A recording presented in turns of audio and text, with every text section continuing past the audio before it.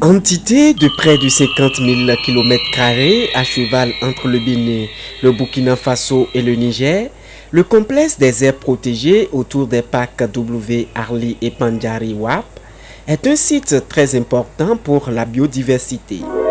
Un impressionnant consortium d'écosystèmes de la ceinture de savane d'Afrique de l'Ouest.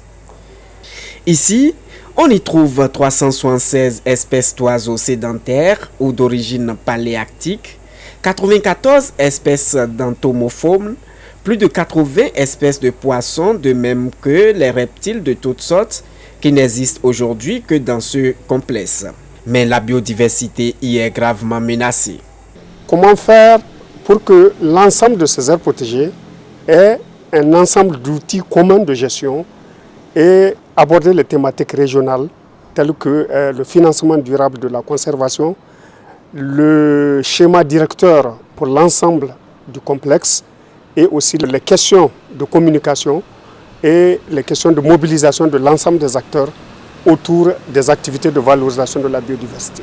Mais une fois les projets terminés, le complexe retombe dans l'inactivisme jusqu'à la mise en place de nouveaux financements. C'est cette situation qui a conduit le Bénin à mettre en place la Fondation des savanes ouest africaines, FSOA.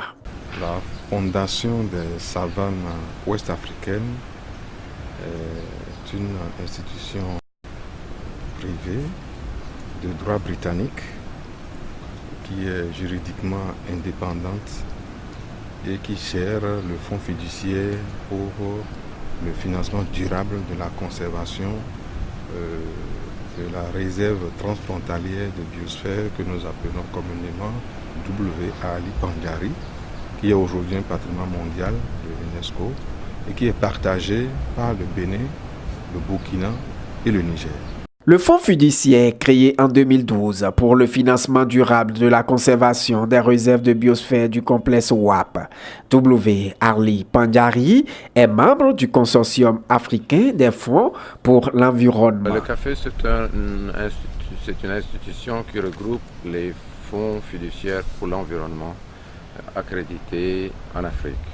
Donc, vous savez peut-être, ces fonds sont des institutions de financement qui ont pour objectif de garantir un financement durable de la biodiversité sur le long terme dans nos pays. Les pays africains, malheureusement, souffrent de manque de ressources, mais avec l'appui de nos partenaires et la volonté politique de nos gouvernements, tout cela concourt à faire de ces institutions des acteurs majeurs de financement de la biodiversité. Du 2 au 6 septembre 2019, ce consortium a tenu ses 9e assises annuelles à Ouidah, au Bénin. Le choix du Bénin est assez naturel parce que le Bénin est l'un des membres importants de notre réseau d'un côté.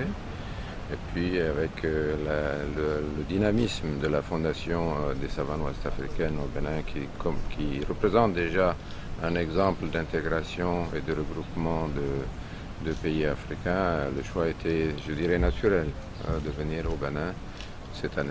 Gestion des actifs, initiation au fonctionnement des marchés financiers. C'est autour de ce thème que se sont menés les échanges. Ce thème nous permet, pendant 3 jours, du 2 au 4, nous allons travailler avec un consultant international qui est Finafrique, qui est venu donc nous entretenir sur ces différents aspects et qui serait aussi nourri par les expériences des différents fonds présents. Je voudrais vous souligner que le consortium africain des fonds environnementaux est aujourd'hui constitué de 18 fonds africains.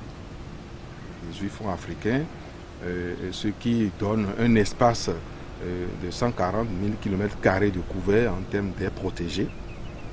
13 délégations de fonds fiduciaires de conservation de la biodiversité y ont pris part. Le renforcement capacité proposé par le CAFE est très bénéfique pour nous. Ça nous permet d'être plus efficaces dans ce qu'on fait au quotidien. C'est l'occasion pour nous de voir comment nous pourrons fructifier ce capital.